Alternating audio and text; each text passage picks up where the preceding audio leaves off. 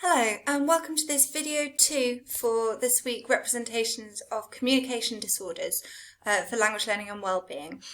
This video, similarly to the first one, is going to look at a case study of a particular communication disorder, though one which I think interestingly is less often characterised as a disorder that is an issue to do with communication, but as I will hope to show you as this video progresses, is very much something which impacts a person's ability to communicate effectively.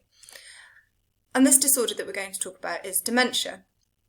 Dementia is in fact an issue which is typically associated with memory, and quite rightly so. But unlike stammering, which we looked at in the first video, we're going to think about this in terms of a disorder which, whilst not primarily or perhaps directly to do with communication, can have a very significant impact on a person's ability to communicate. So I'd just like you to just pause the video for a moment and just reflect on these two questions. How do you understand the term dementia? What does it mean to you? And what does someone with dementia look like? Thinking in sort of your most kind of prototypical terms, what would you anticipate somebody with dementia would look like? What kind of characteristics would they have? So this is the NHS's definition of dementia, and I'm going to talk you through a few of these definitions as we progress through the first part of this video. So dementia is actually characterised as a syndrome, which means a group of related symptoms that are associated with an ongoing decline of brain functioning. So this means that dementia in itself is not typically characterised as an illness, as a disorder.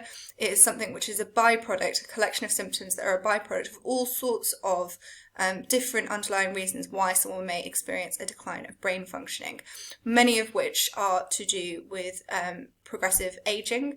And so I would be quite surprised if one of the first things that you thought when I asked you what someone with dementia looked like, if you didn't imagine somebody who was older, perhaps more elderly, perhaps somewhat frail in your characterisation. Now this, of course, isn't always an accurate representation of someone with dementia. We can have things such as early onset dementia, which can affect people who are much younger, but typically speaking it is something which tends to affect the older sections of the population.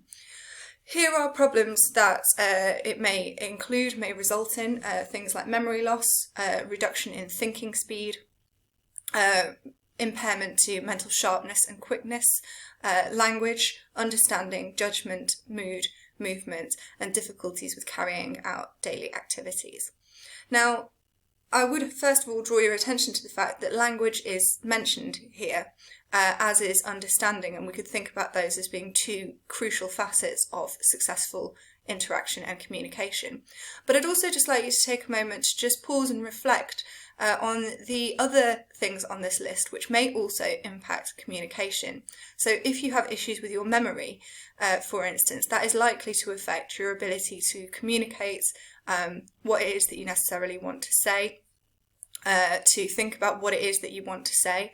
Again, thinking speed, if that is something which is slowed down, that could affect communication as well, as could judgment, as indeed could things like mood. So we may see communication become something which is more frustrated, which is perhaps characterised by people behaving in manners that are surprising to those around them, and that can be as a result of the byproduct of changes in mood, and as I'm going to suggest to you as we move through this video, also often distress that is related to recognising that there are problems with memory and thinking speed, mental sharpness, and so on. So right from the beginning of this, we obviously could talk about dementia in lots and lots of different ways, and certainly if you were interested in this area, looking at representations of dementia in other aspects than communication is certainly something which you could also pursue. But what I'm going to suggest to you in this particular video is that we're going to think about dementia as something in terms of how it can affect communication. This is, I'm just going to read this out to you, a really interesting summary, I think, and again, as I read this, think through how these particular things may impact a person's ability to communicate successfully and in a manner that is satisfying to them. So this is what the NHS say. They say people with dementia can become apathetic or uninterested in their usual activities, or may have problems controlling their emotions. They may also find social situations challenging and lose interest in socialising. Aspects of their personality may change. A person with dementia may lose empathy, understanding or compassion. They may see or hear things that other people do not, something we also often call hallucinations. Because people with dementia may lose the ability to remember events or fully understand their environment or situations, it can seem as if they're not telling the truth or are willfully ignoring problems. As dementia affects a person's mental abilities, they may find planning and organising difficult. Maintaining their independence may also become a problem. A person with dementia will therefore usually need help from friends or relatives, including help with decision making. This, I think, is particularly interesting, and I would like to draw your attention in particular to the second and third paragraphs here, and just take a moment to reflect on, even though this isn't something which directly mentions communication or language, that is actually very much, when we think about it from a linguistic point of view, a focal point of what is being described here. Because, of course, how do we tell that someone has lost empathy or appears to have done so? How do we tell if they seem to be willfully ignoring problems or seem like they're being deceptive? Of course, these are things which we're all likely to manifest in terms of the communication that they are or are not able to successfully enact. Early symptoms of dementia, I think, often very interesting for us to reflect on as well. So things that, if you cast your mind back to 2 weeks ago when we were talking about visible and invisible illnesses, we talked about the idea that symptoms will necessarily precede any sort of diagnosis, and that we can often have symptoms which appear to be ambiguous. So maybe nothing at all, nothing to worry about, maybe something which is just a natural product of being slightly older, being tired, for instance, being very stressed. But as we start to see these manifest as a series of symptoms and recognise them as something which are going along together, that is often the point at which medical intervention will be recommended or thought to be necessary, and indications that somebody may be perhaps isn't just having normal difficulties with memory, but may be experiencing some sort of reduced brain functioning capacity, which is going to result in dementia, may onset. But interesting to think how many of these things also appear, obviously to a much reduced degree, for everybody in various different contexts. And interesting too, I think, to think about how likely or unlikely it is that somebody will be recognised as having something which is potentially a medical problem, and how that may affect their communication and success with interacting and maintaining relationships with other individuals prior to diagnosis. So these are some of the different types of dementia do affect people differently, and people will experience symptoms differently. However, these are the common symptoms that often will appear prior to a diagnosis. So remember also that this means that these are things that people may pick up on in terms of somebody's communication, that they're not attributing to any sort of disease or illness, but perhaps are viewing as part of this person's personality, and how that may affect their perception of them and their desire to interact with them or communicate with them. Things like memory loss, things like difficulty concentrating, finding it hard to carry out familiar daily tasks, getting confused over things like the correct change when shopping, struggling to follow a conversation or find the right word, becoming confused about time and place, mood changes. Very often these symptoms initially are mild, and will always, with dementia, progressively get worse, even if that is only gradually. So interesting to reflect then on some of these things that we discussed in the previous slide, and how they may be interpreted. If, for example, someone is struggling to follow a conversation, does that come across as them being antisocial? Does that come across as though they're not paying attention?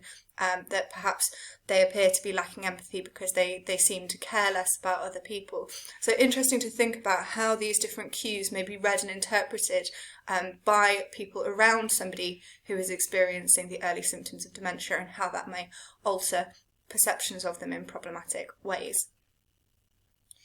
One of the most common causes of dementia is something called Alzheimer's disease, which I imagine is a disease that you may well have heard of. It's not the only thing that causes dementia. There are many, many other conditions that can also prompt dementia, but Alzheimer's is probably the most common one. And you can see here that when we're talking about the NHS guidance on this, that this starts to orient more towards communication and language. So some of these things are things that we might recognise as linguistic behaviours, ways in which this disorder becomes visible in terms of people's oral communication.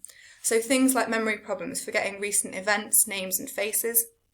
This can often be something which, as dementia becomes progressively worse, can be quite distressing to people around somebody with dementia when they forget names and faces of people who they've known for a long time, sometimes even family members. But think too about how distressing that must be for an individual who suddenly realises that they didn't recognise their husband's face or didn't remember their daughter's name. And this, I think, is an area of investigation which is looked at far less frequently because we don't tend to think about it as an issue of communication. But of course, this is something which can be highly distressing. And thinking about strategies that people might engage, because also potentially this is something which is quite embarrassing. And I'm going to show you a clip shortly of a person who is experiencing quite severe, quite late stage dementia, about the communication strategies that people may employ when they realise that they have problems with their memory in order to attempt to conceal that from other people. Things like asking questions very repetitively, increasing difficulties with tasks that require organisation and planning, and you can probably see that that is intrinsically linked to an issue with memory, becoming confused in unfamiliar environments, and thinking on how experiencing emotions like confusion may impact a person's ability to communicate or may alter their patterns of communication. Difficulty finding the right words, difficulty with numbers or handling money, and becoming more withdrawn or anxious. Now, this last one I think is particularly interesting for us to reflect on how many of these other things on this list, in particular those things that are to do with communication, are likely to prompt this last one. And again, there is often not a sort of discussion in a joined up way of thinking about why it is that people may become more withdrawn or anxious. Well, of course, if you find yourself in an environment that is different and confusing, it would make sense that you may avoid going into those contexts in future.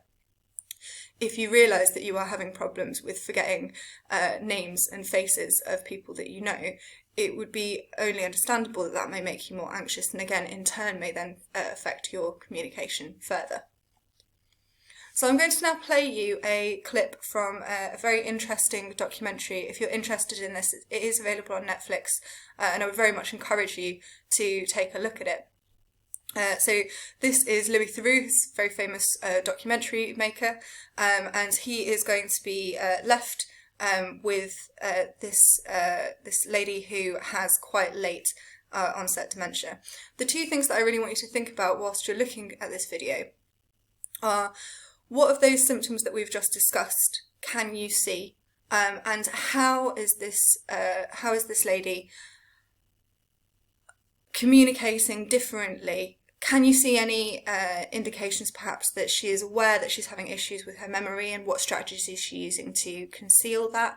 How in particular do you see her dementia as manifesting in and affecting her communication? So it's her communication and the way in which she interacts, first with her husband and then with Louis, that I want you to particularly focus on as you watch this extract.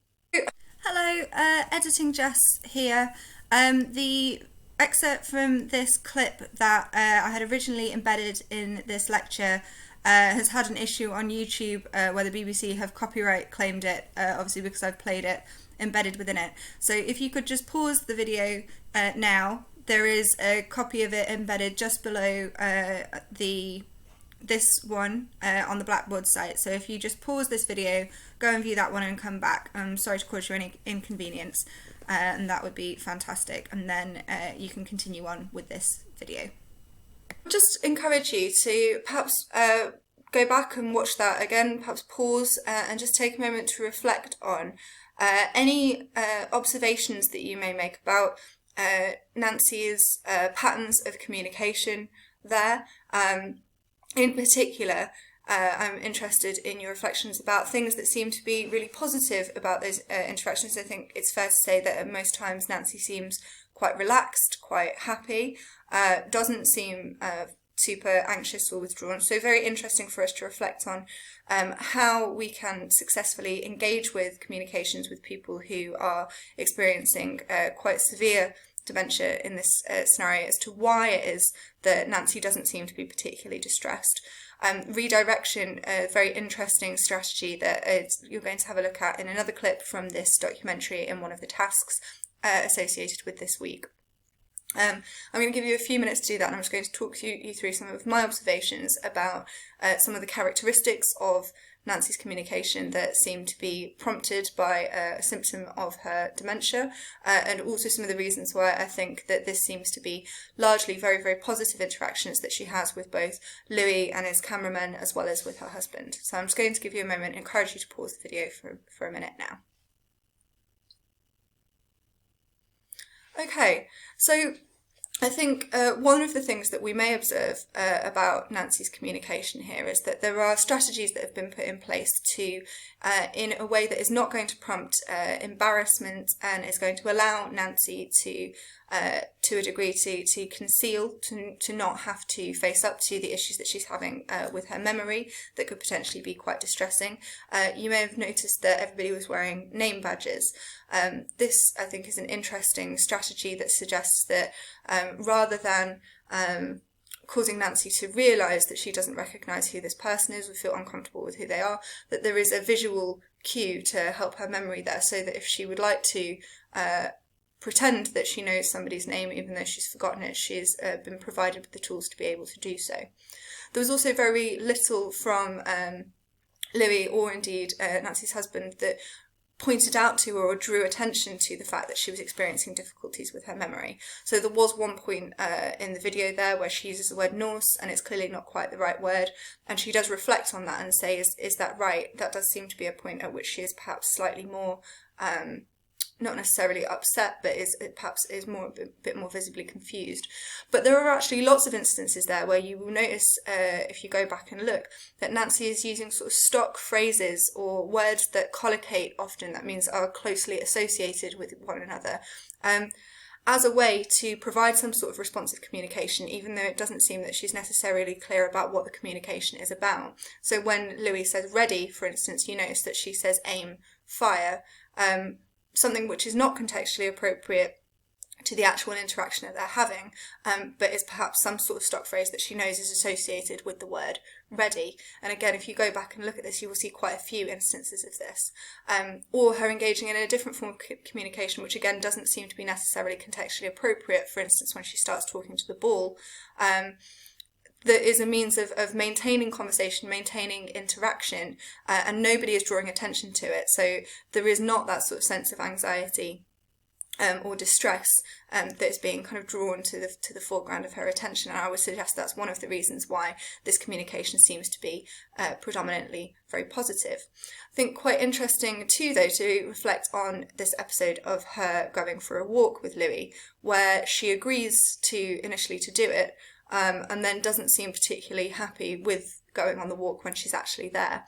I think that we could speculate that this is because she doesn't necessarily have the understanding or the recollection about agreeing to go on this walk. It's something that Louis perceives that it's something that he is offering as a suggestion and that she is agreeing to, but that perhaps these are just sort of stock forms of phrases and communication that she's using, that doesn't actually have an underlying process of thinking behind it, and that this is perhaps why, when she's then on the walk, she quickly decides that she doesn't want to be on it again. But again, lots and lots of effort being made by Louis there to monitor this and be aware of this. So one really, really excellent exercise that you could engage in if you are interested in pursuing this topic is to perhaps look at an excerpt of somebody interacting with somebody who has got dementia, and there are plenty of documentaries like this one out there that you could draw on for material if you would like to have a go at this, of identifying things that seem to be really positive practice in terms of engaging and communicating with someone with dementia, and things which are potentially more problematic that we could reflect on as to whether or not these things are necessarily helpful. So we know, for instance, that correcting people when they get things wrong, if they've got dementia, is often not something which is a particularly rewarding process because they're likely to forget it again and continue to repeat that same mistake, but is potentially likely to cause distress and upset. So really, really meaningful things I think that we could apply here in terms of engaging our linguistic knowledge, of examining this conversation very closely, and thinking about what this potentially means for ways in which we could advise people about good practice to do with communication and dementia. And I hope that you found that thinking about dementia in these terms is something which is potentially a really, really valuable source of study. The last thing that I'm going to talk to you about today is a little bit around representations of dementia in fiction. And thinking about how linguistically that is represented in novels. This is going to be something that we're going to look at as an extract in the live session that is associated with this week. So a really very good and famous example of dementia being represented in a novel is this novel from 2014 called Elizabeth is Missing. It's described, this is the alternative option that you have for your reading this week, as a contemporary best-selling novel that follows the day-to-day life of Maud, a homodiegetic, that means sort of a narrator who is also involved in the story, in her 80s, who has dementia. Maud cannot find her friend Elizabeth, this is the sort of premise of the plot, and is unable to gather or remember concrete information about the last time she's seen him, and just therefore determines that she's missing.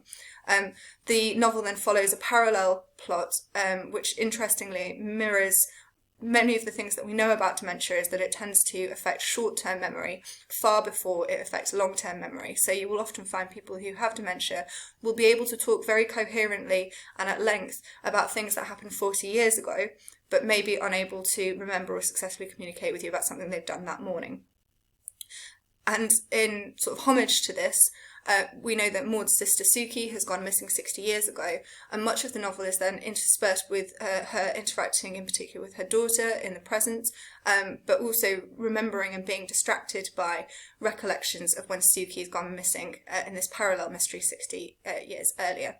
What's particularly interesting about this is thinking about the way in which this representation of dementia is achieved in fiction, and we could, I think, usefully reflect on some of those symptoms that the NHS identified for us earlier about thinking about how these things are conveyed linguistically. A really useful linguistic approach to this that is very commonly used in representing a wide variety of communication disorders, and I've offered you some examples of this at the bottom of the slide in green, is a thing called mind style. Mind style was not first coined by Smino, but I think she talks about it most usefully for us. That's why I've chosen to quote her definition for you. She says that a mind style captures those aspects of worldviews that are primarily personal and cognitive in origin, and which are either peculiar to a particular individual or common to people who have the same cognitive characteristics. So in other words, mind style is a strategy, is a way in which we can unpick how people, often with non-neurotypical worldviews, are represented in fiction. There are many examples of this in terms of child narrators are often given very distinctive mind styles. The boy in the striped pyjamas is a good example of this. People with autism spectrum disorders are often represented through the use of very distinctive mind styles. Curious Incident of a Dog in the Nighttime is another good example of this as well. And in this case, thinking about dementia as being a different cognitive set of characteristics is something which represents an individual's characteristic cognitive habits, abilities and limitations. And in the lecture, in the live session this week, we'll be looking at an example of this and seeing what those characteristics are and how they have been used to represent this particular disorder in terms of dementia.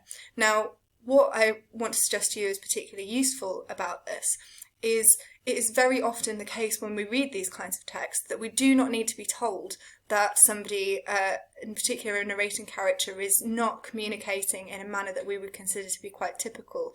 I think that if you read extracts of Elizabeth is Missing, you can tell that that Maud has dementia before you are actually told it explicitly in the novel. And the same true for anyone who's read Curious Incident of the Dog in the Nighttime, that you know very quickly that the protagonist has some sort of, or you suspect has some sort of autism spectrum disorder, even though this is not mentioned until quite a long way into the text itself. So just want to introduce that to you as a particular framework, a particular approach, and something that we're going to pick up on in the live sessions in much more detail. Harrison has done some really interesting research into this and looked at this book Elizabeth is Missing in particular, and by analysing excerpts from the text has identified some of the strategies that Healy, the author, uses in order to represent this particular mind style of a character with dementia. And this is what she says. She says difficulties with finding the right word, even for quite everyday phenomena, is seen as an identifying feature of dementia, and these difficulties are signposted by the movement between under and over specification in the novel. So this is a really good example of the sort of analysis that you would engage in if this was something that you wanted to pursue. So these are some of the examples she offers. So when Maud can't remember the word for a toaster, she calls it the bread heater or the bread browner. His neckcloth thing, she's talking about a tie, not a scarf, not a cravat. A packet of tiny lampposts with lead through the middle. I believe this is referring to pencils, a jar of pencils, and she can't remember the word for it. So moving between an under and an over specification here of a bread heater or a bread browner, something that seems slightly too broad, not specific enough. Right down to a packet of tiny lampposts, something which is over specifying the detail of these particular things in order to search. So this is one particular way in which Harrison has identified that Healy goes about representing to the reader that this is a character who is suffering with dementia. So I'm going to stop there. I hope that you have enjoyed this video and found it informative, and I look forward to picking up all of these ideas with you in the live session next week. Thank you very much.